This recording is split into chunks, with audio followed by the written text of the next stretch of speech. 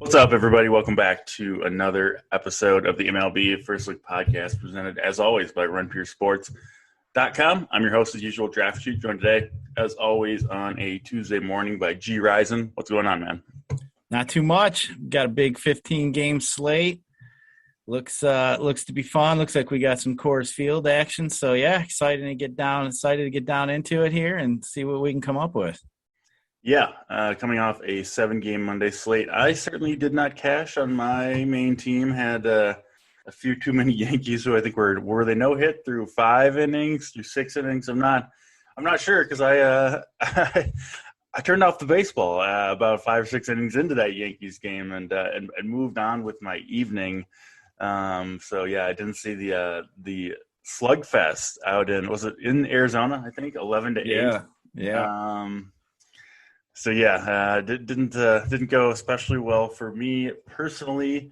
I know a lot of people obviously were on the Yankees, and sometimes you like the 7-game slate, you're like, oh, I can narrow down the options, but you do feel at times like there's not enough options, right? And I haven't been on the Yankees all year, and then you go down that rabbit hole. Today, though, we got a 15-game Tuesday slate, like you said. Listen, if you mess up your pitching here or you don't get on the right stacks, it's on you. You had 30 pitchers and 32 stacks and teams and players to choose from, so you got to get it right. Absolutely. Yesterday was just, a pure example of why we always say it's baseball. Like you said, we had 7 games. Luzardo, none of the pitchers really did all that well. DeScalfini, I think, only had 18 points. Nobody really did that well. So, yeah, when I looked at the MLB app, and like you said, it was like the 6th or 7th thing, and it said no hitter alert on the Yankee game. I thought, what? Yankees are getting no hit? Are you fucking kidding me? But I kind of paid attention. We were on that Up the Lock show, and I know Big T wanted, Rizzo gets hit. I thought, here we go.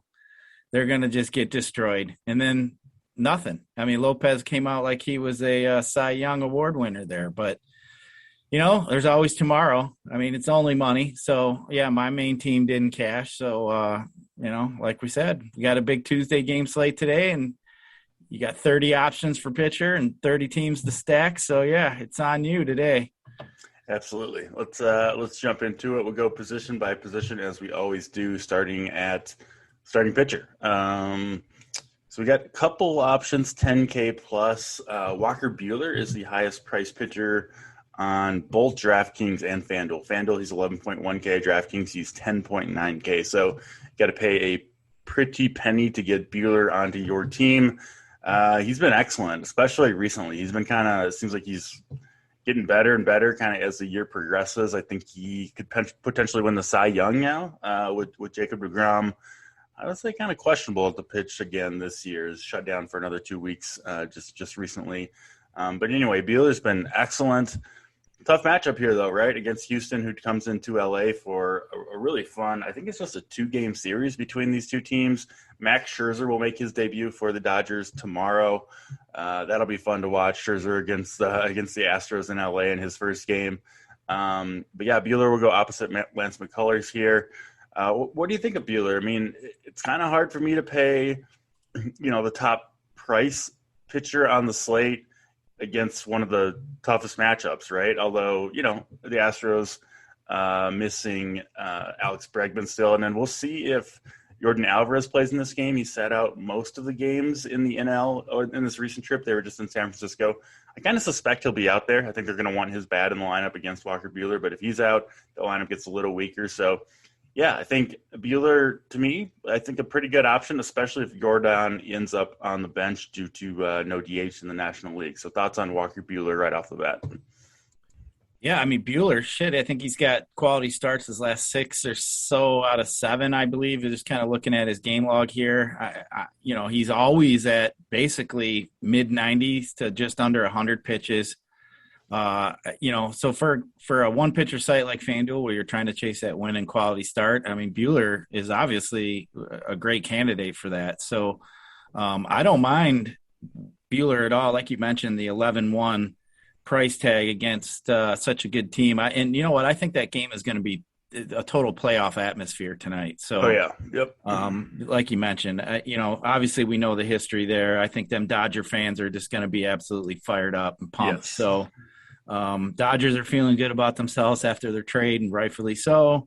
But yeah, I think Buehler here. I mean, he's going to be focused. I like the matchup. I mean, there's been a few times here recently where I've been looking into some pitchers, and and I can't just name them off the top of my head, but there's been a few times I've thought, oh damn, he got the Astros for 11 Ks, he got the Astros for 10 Ks or 9 Ks, and there's a few times I've noticed the Astros have put up some pretty big strikeout numbers in a game when I look at a different pitcher. So, I mean, Buehler's obviously a guy that, I feel can get me 8 to 10 Ks and maybe get me 7 innings. So, and potentially a W here.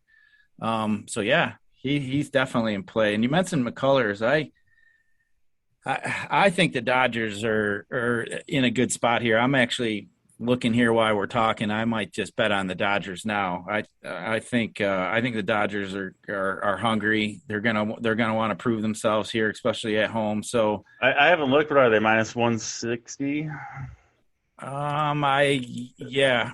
actually minus 155 on mine. Okay, yeah. So I was close to that. Yeah, I'm with you. I think the Dodgers. We'll get to the hitters. I see a high of 180 though on another site. Okay, yeah. So yeah, it looks like between 155 and 180. That's a big difference. If you can get that 155, that could be I think a pretty good bet there. The 155 is a local guy that I have that usually sends out lines in the morning, so gotcha. I might just take advantage. And usually he's wrong, so yeah, I usually try to take advantage of those. That's why I was just looking here to kind of see. So sometimes in the morning I'll just try to zing fire some in there. Yeah.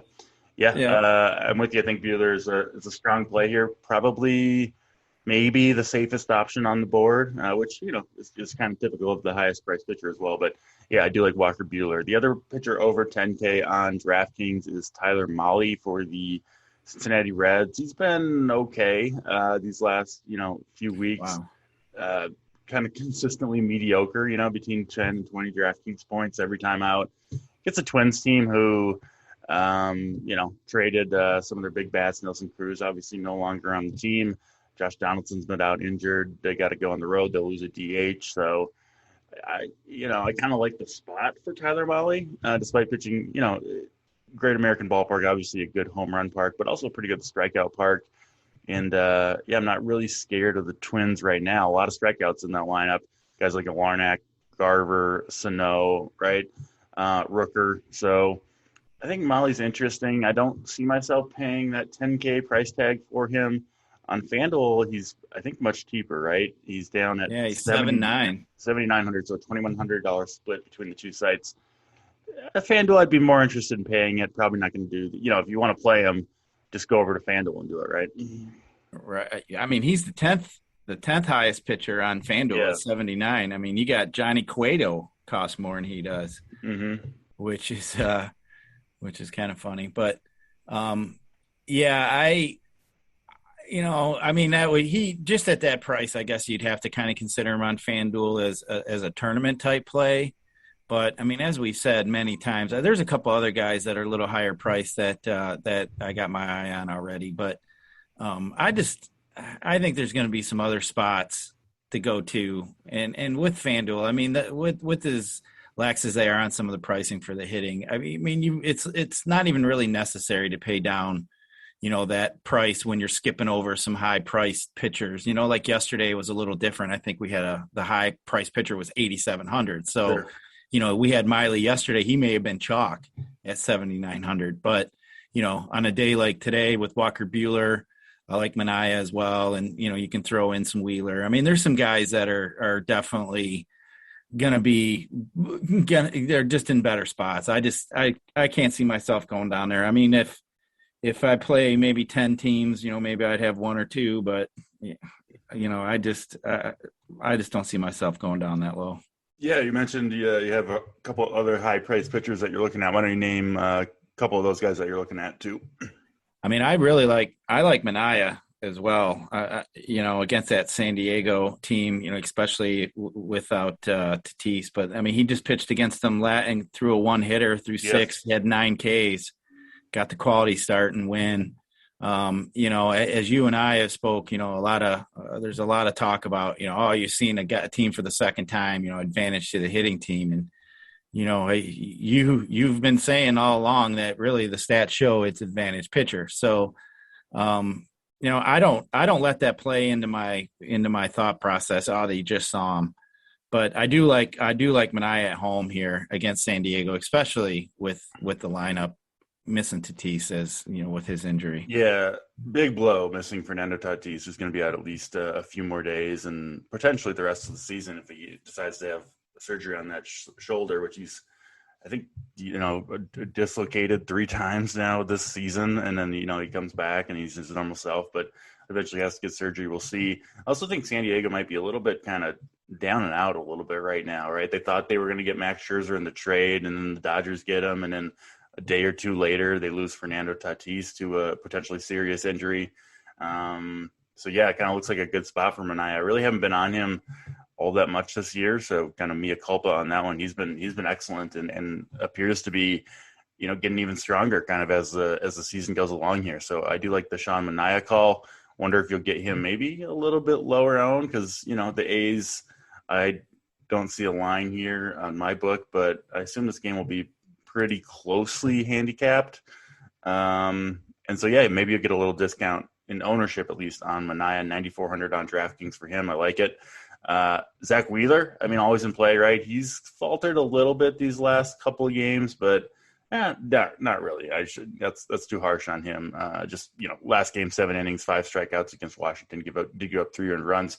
He gets the same team as well. So Manaea, Wheeler, both facing the same team they had last time out. But Washington, a worse team than they were. Traded away Trey Turner. This is kind of outside of Juan Soto and Josh Bell, kind of a triple-A team for the most part. Frankly, the Nationals are rolling out there. So, Zach Wheeler pumping his gas, his 98, 99 mile per hour gas. I could see him kind of waltzing through this lineup, right? You pitch around Juan Soto and you just mow through the rest. So I do like Zach Wheeler. I think it's close between him and Manaea. I think on a 15-game slate, you're going to be able on DraftKings to pay up for 2 pitchers if you want to do that. So whether that's Buehler, Wheeler, Manaea, I think all 3 guys are pretty good options. Yeah, definitely.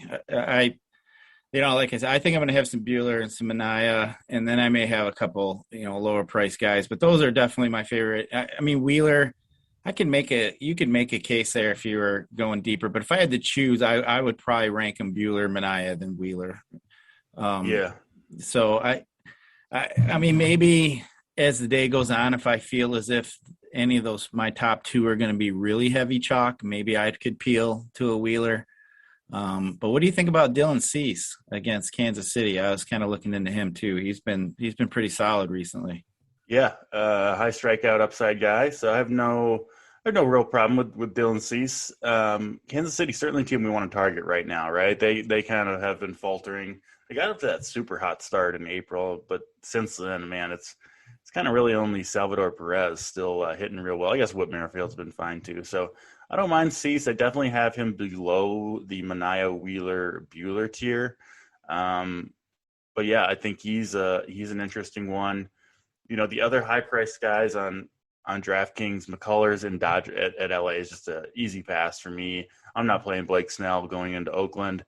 Kikuchi going into Tampa Bay is a no. Ryu gets a really good matchup against Cleveland, but I just do not have good luck or, good skill, I guess, picking when Hyun-Jin Ryu is going to have his good start. So, yeah, Dylan Cease, I would say he's the next guy, in terms of the DraftKings order of pricing that I'd really consider. I guess Taijuan Walker you could, but it's been 3 bad starts in a row for him. So I know he gets the good matchup against Miami.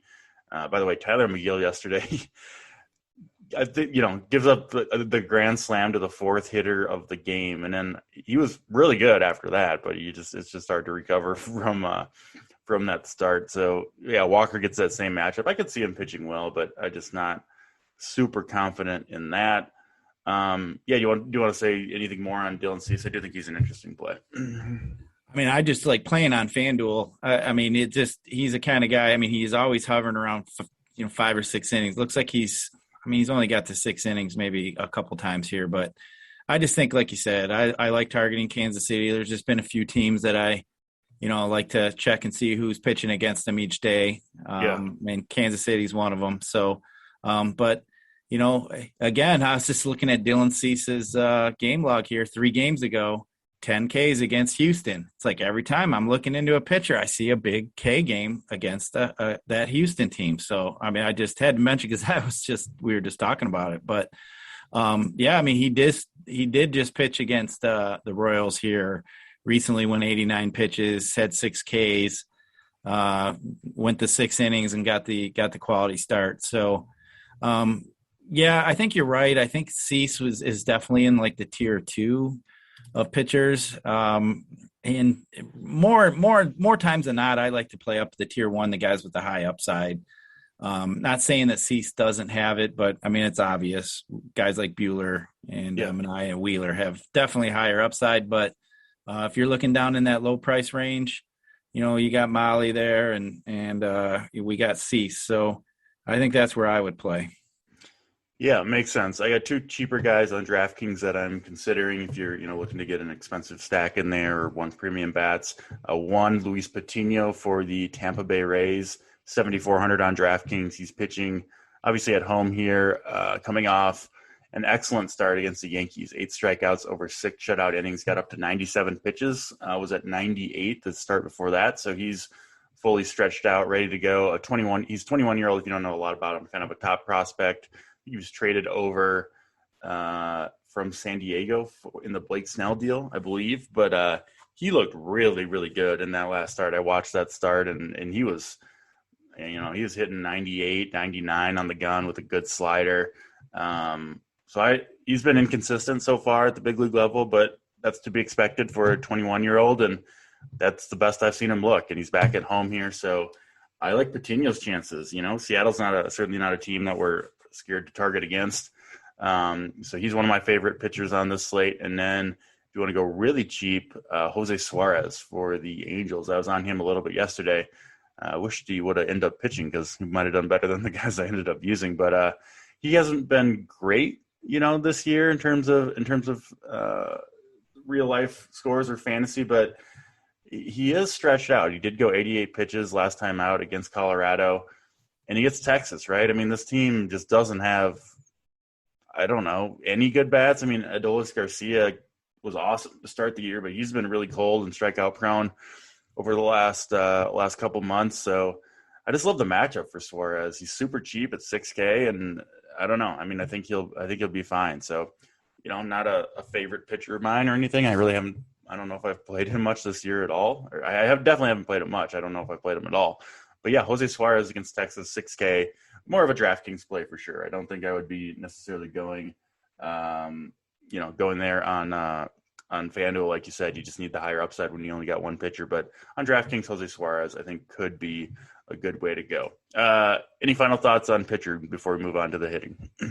Yeah, I mean, you just look, there's a couple, as we said, there's a few guys up there at the top. I think you got maybe a couple mid-level guys that you can use, and then to me it just falls off the table. I mean, there's some shitty pitchers, and so obviously as we get into these bats there's going to be some spots we like, but yeah, I mean, there's some pretty bad pitching at the bottom here that as we get in these batters here, like I said, I think there's going to be some pretty good hitting spots today. Absolutely. Always is on a 15-game slate, and that is true on this one as well. So let's start at catcher. Obviously on FanDuel, you don't have to play one. You got the catcher first base spot. On DraftKings, though, you do. I think the top dog for me, probably Wilson Contreras against Kyle Freeland. I know the Cubs kind of depleted their offense, but still a pretty good spot going up against Kyle Freeland, who's been pretty terrible all year long. Not super hot here in Denver today, but warm enough, good enough weather to hit in for sure. He'll be probably leading off against the lefty, so he would be my top option. JT Realmuto against Patrick Corbin, not too far behind him. And then I do like Buster Posey and Gary Sanchez. All 4 of those guys, by the way, Posey, Sanchez, Realmuto, Contreras, facing lefties, and they all hit lefties well. Posey gets Bumgarner in Arizona. I think that's a pretty good spot for him and the Giants. Obviously, we saw them go off yesterday. And then Sanchez and the Yankees get is it Alexander Wells or Tyler Wells? It might be Tyler Wells. No, it is Alexander. I had it right the first time. Baltimore lefty who isn't any good. We saw the Yankees go down in flames last night. Could happen again, but I'll bet on the Yankees kind of getting it going here soon. So pretty strong catcher position at the top for me. Yeah, I can't disagree with any of them guys you mentioned. I'll throw in my hometown guy Eric Haas too against Yeah, Garrett man. Richards. He's been smashing the ball, so I throw him in there as well. But yeah, definitely. What about if Zunino's in the lineup too? I don't mind him either. And then you got Mitch Garver, who I know you've been really happy with recently too. So yeah, plenty of options today. So, but yeah, I like the guys you mentioned. Eric Haas is definitely in there for me. Contreras, obviously at Coors Field, is a great play. But yeah, I do use a lot of these catchers more so than probably most do on FanDuel. Yeah, I mean they all got power, right? So I think they're fine plays. The thing with Garver and Haas, I do prefer them a lot against lefties, and they both got right-handed pitchers, so that's why I didn't kind of include them in that top group. But still, the power remains. So yeah, I think both guys are fine plays. But I do think, I guess overarching theme, make sure your catcher has some upside because we're going to see some home runs, I think, out of the catcher position. So don't go too cheap with a guy who can't match, one of the top guys, because I do think we're going to see at least a couple big scores from some of the top catchers tonight. Let's go over to first base. I'll throw this to you. Who are your top guys at the first base position? I mean, the hottest guy at first base is Mr. Votto. Yeah. I mean, damn. I mean, I think what he said had tied a record or something for most homers in a row in a day, days consecutively. But yep. Yeah, I mean, you got to look at Votto. I mean, Rizzo too. I mean, the Yankees. I mean, what a disappointment yesterday. But I mean, obviously that power's there, lefty. Over there at Yankee Stadium, you got to consider that. I actually think the Yankees are going to be chalk again today. And then also little Rowdy Tellez. He's been hitting the ball really well lately. I like him. And then one other guy too that I think I'm going to mention today is I've been playing a lot of the White Sox, and I'm just waiting for Jose Abreu to break out. He's just been quiet lately, as most of the White Sox have been, but he's just too good of a hitter. So I'm just waiting for him to, and I want to try to get on that here. I think all the White Sox are too good of hitters to be where, what they've been doing lately. So kind of waiting for that. And then obviously you're going to have CJ Cron today, obviously in Coors. But yeah, I think for me, I might look at some Votto. I like some Rowdy Tellez too. Yeah. Coors is two bad offenses, but it's Coors Field, and it's two very bad pitchers in Zach Davies and Kyle Freeland. So,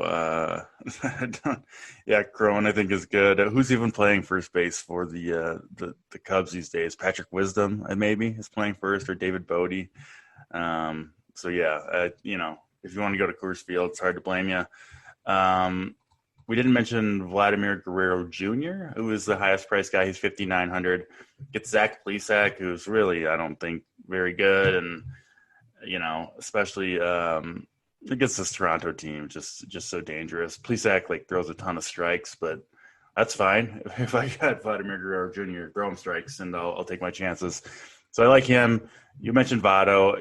Kenta Maeda's been better recently, but still, Votto's he's just so locked in right now. I like the Abreu call against Bubic. I think the whole White Sox team, like you mentioned, could have a good game here. And then I do like the Dodgers a little bit. Lance McCullers really relies a lot on getting chases on his curveball, right? He's got a nasty curveball that he'll get a lot of swings and misses on. I don't know if he'll get that necessarily against the Dodgers and a guy like Max Muncy. So I think the Dodgers could be a sneaky stack here. Would probably want to include Muncy if I did go that direction.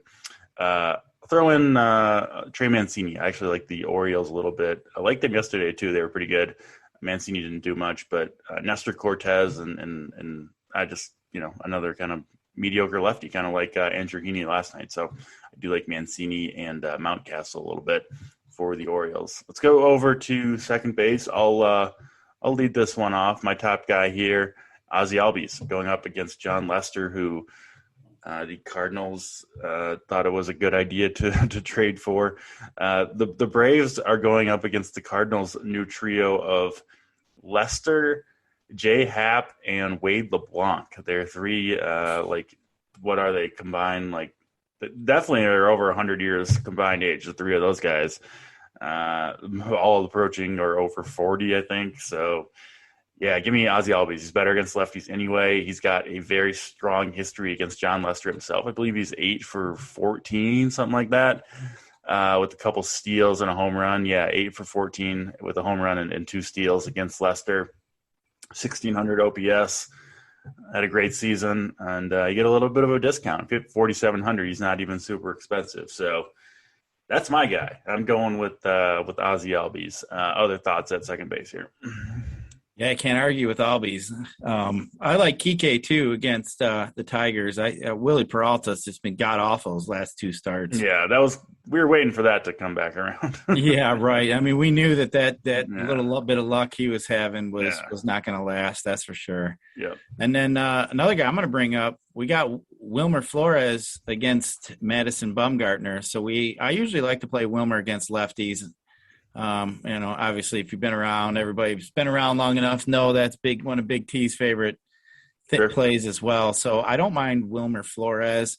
And then, you mentioned the Dodgers. I mean, if you're going to think about the Dodgers, Chris Taylor's got to be in play too here. I mean, he's been hitting the ball really well. So I like some Chris Taylor, but and then, you can look at too with the Tigers and Red Sox game. I'm actually kind of looking here thinking that's a pretty good opportunity for a game stack. So I don't mind Jonathan Scope either. I mean, that guy's been hitting. Garrett Richards isn't it? There's 2 terrible pitchers in that game as well. It doesn't look like there's any kind of win that's significant from what I'm seeing. It's just kind of one of those mid, almost just around 80 degrees here in Detroit. So, I could see that game blowing up and being high scoring, but I like me some Wilmer and I like some Kike.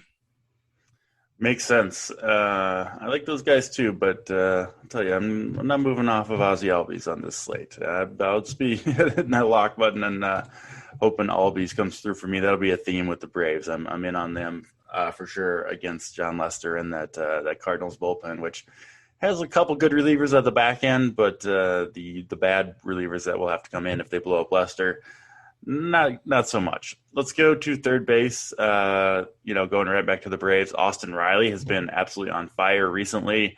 I love him for sure against Lester. He's 4,100 on DraftKings. So again, in my opinion, just way underpriced. At the top though, some very good options to me. Rafael Devers kind of leads that charge, right, against Willie Peralta. I mean, 5,700. Devers just been a monster all year, and he always seems to come through in these awesome matchups. It's certainly a good one against Peralta, who can't strike him out most likely. So I think you'll see a lot of people go to Devers, and certainly can't argue with it. Definitely not. Yeah, Peralta struggles against lefties. So I got to look at. I'm going to probably have most of the lefties in that Boston lineup that I can get. I mean, though, I don't think Peralta is gonna make it too long in that. No, start. Most likely not. Yeah. So, but yeah, you mentioned Austin Reilly. He's been smashing, and that Atlanta team's just a team, as we were kind of discussing yesterday on the Up the Lock show. That's a team you just like that lineup from top to bottom, right? I mean. The 2 pieces they added was Soler and Duvall. I mean, that just made that team even better. So I definitely like it. It looks like pretty much they can roll out everybody but Freddie. And I mean, Ozzie obviously switch hitter, but I mean, pretty much they're going to throw out all righties at Lester. And, Lester's obviously a guy we like to target. So I can't argue Austin Reilly. Just kind of looking here to see if I could find – maybe like a low price. I don't mind Matt Chapman either against Snell. Snell's obviously got some blow-up potential, so I may look at some Oakland bats, even though Oakland isn't one of my favorite places generally to look at bats, especially maybe a larger slate. But Chapman may be a guy for an opportunity for a one-off. Kyle Seager's been really hot. I think you'll get Matt Duffy. I mean, he's only 3K, and he's in Coors for the Cubs. So, that's a cheap option with a decent matchup. Bodie as well. Yeah, the Cubs have 3 guys available that I think will be in the lineup at third base. Patrick Wisdom's 4,400, I believe. Bodie and Duffy much cheaper, 3K and below. I think all 3 guys are good plays. I do think Wisdom is the best play among them, and I think Duffy just doesn't have the power that the other 2 have, especially Wisdom. But I think all 3 guys are good plays. I mean, it's Coors Field and it's freaking Kyle Freeland. So I think you'll Brian see Anderson too. He's been really hitting really well. If you're not afraid of Taijuan Walker, I don't mind Brian Anderson as a potential one-off guy either. Yeah, makes sense. To me, Reilly leads the slate, but I'm sure the Cubs guys are going to be really popular. They're all multi-position eligibility, got a big total, they're cheap. It makes a lot of sense. So that's third base. Let's go over to shortstop. I'll stick with the Braves to lead it off. Dansby Swanson. I'm sure you're interested in Tim Anderson at the top, right? Against Bubic, if you like the White Sox, certainly would have to go with Anderson. It's been a little bit cold recently, but still, I would stick there. Obviously, we don't have Fernando Tatis on this slate. I believe Trey Turner also will remain out. It looks like he'll be back Friday or Saturday for the Dodgers. Are you gonna stick with Trey Turner now that he's on a new team? That's your guy, Trey Turner. Yeah, I just want to see how they use him. The rich got richer, and now they got Seager back. I know this lineup. If they get, and if Bellinger starts hitting, I mean, potentially you're going to have, I don't know what they'll go with their, number 1 lineup, but something like Turner, Trey Turner, Seager, Justin Turner. You could go, Muncy X, like the whole lineup. Mookie leading off. Dave Roberts got. Yeah, he's got. I think they're going to run. I don't think they'll slow Turner down. Is my guess, but.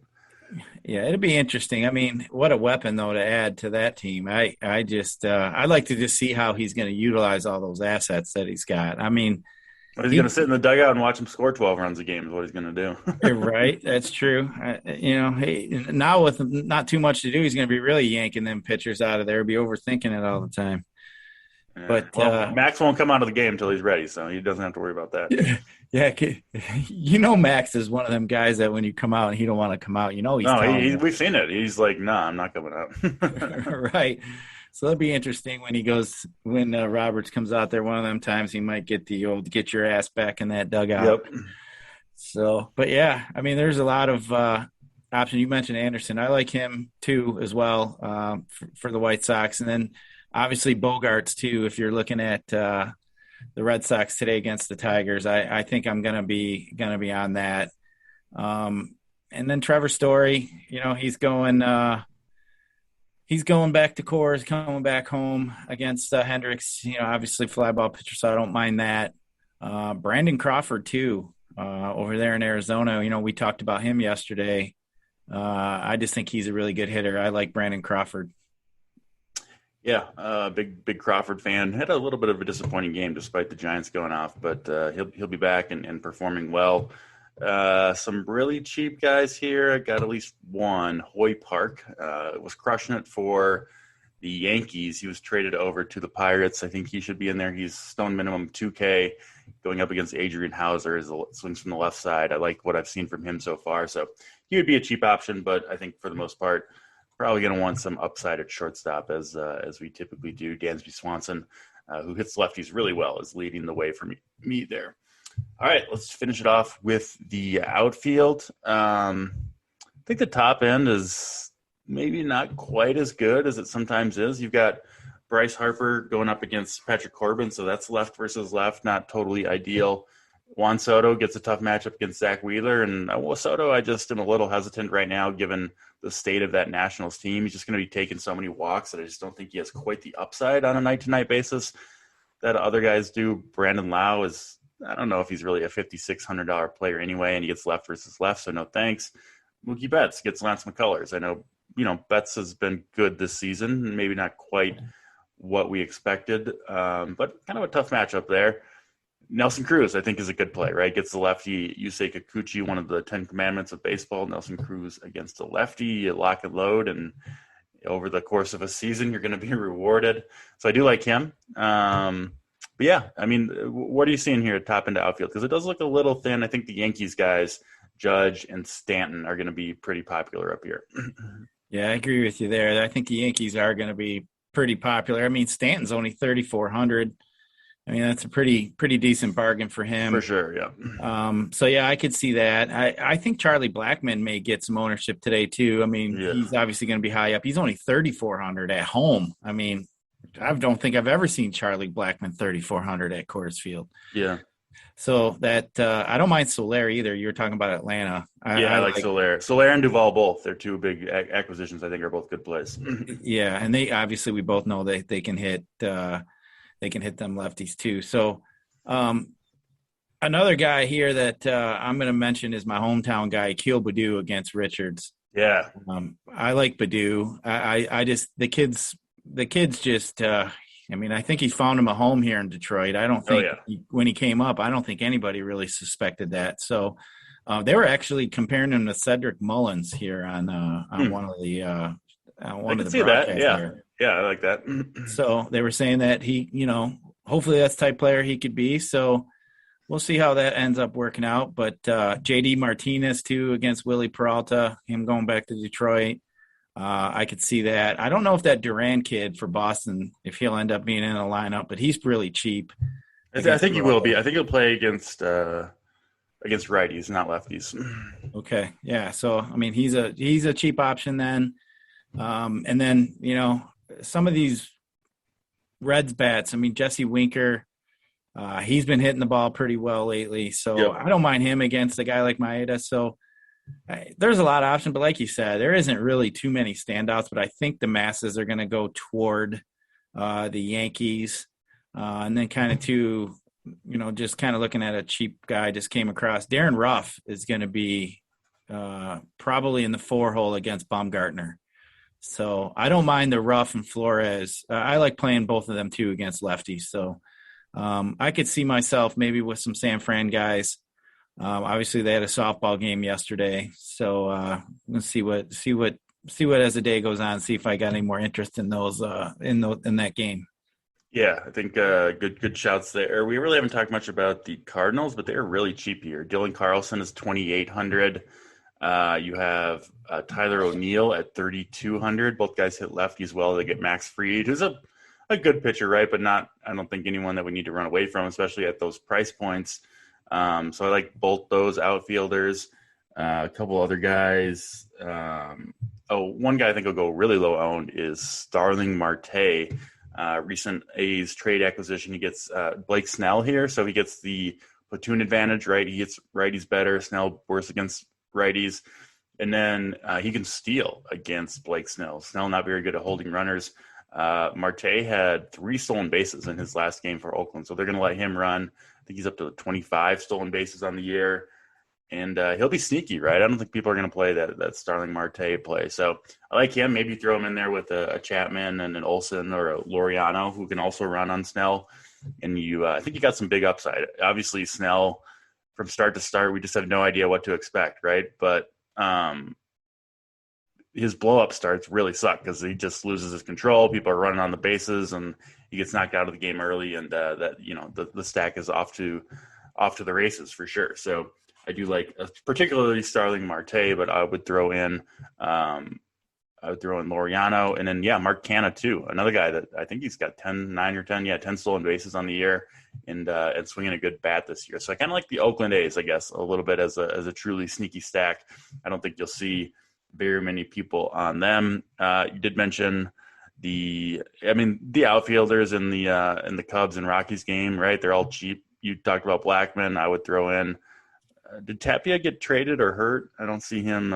He's questionable. I think he got. I forgot what it was. I think it was a leg injury, if I'm not mistaken. Yeah, whatever it is. I mean, if he's in there, he's a good play. But if he's not, Sam Hilliard is 2,500 against Zach Davies. He's got big power.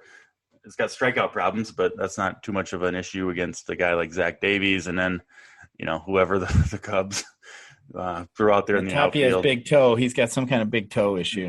Yeah. And then the Cubs guys.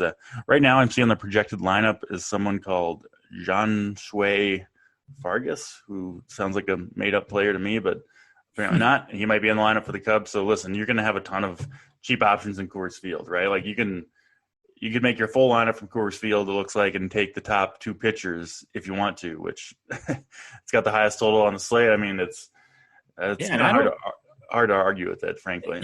Yeah. I mean, more you're talking about, I don't think people really get, when you look at just a casual baseball fan looks at that Cubs lineup and they're like thinking that's awful. Just like they the still other got night, a 5.5 team total though. So.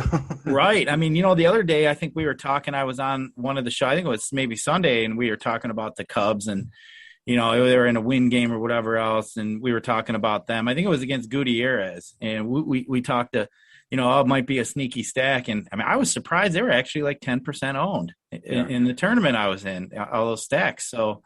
I just think you'll get that whole game at a lower ownership than you should. So yeah, you will. And I honestly don't really want to play these scrubs, but it's Coors Field and it's two bad pitchers. So it's a run and a half higher than the next highest team game, which is the Yankees, Baltimore, and Tigers in Boston, which are at 10. I mean, they're at a full run and a half higher. I think you'll see a lot of high stakes people go to the Coors Field game and then load up on two of Buehler, Manaea, and Wheeler. Well, I think it's going to be a popular build. I think at lower stakes, people aren't going to want to play these, these kind of bottom feeding names. So I think there'll be a little bit of a split in ownership, but certainly if you want to go with two top dogs and make the best Coors Fields lineup you can, it's hard to argue with that strategy on this slate. So that'll do it for outfield and for this slate in general. Thanks for listening as always. Thank you, G Rison, for coming on the pod. We'll be back same time, same place tomorrow. We've got everything you need over at Run for Your Sports. Promo code RPS Heater 25 will get you 25% off your first monthly payment on the subscription. Thanks for listening. We'll see you tomorrow. Until then, he's G Rison. I'm DraftCheat, and we'll check you next time.